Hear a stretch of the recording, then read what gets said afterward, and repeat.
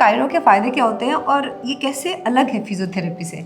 इसमें अगर आप बोलें तो देर आर 2 वेज जिसमें हम अलग देख सकते हैं. This is all hands on treatment. When I talk about hands on, आप ये सारा ट्रीटमेंट हाथ से करते हैं, कोई मशीन से आप यूज़ नहीं करते.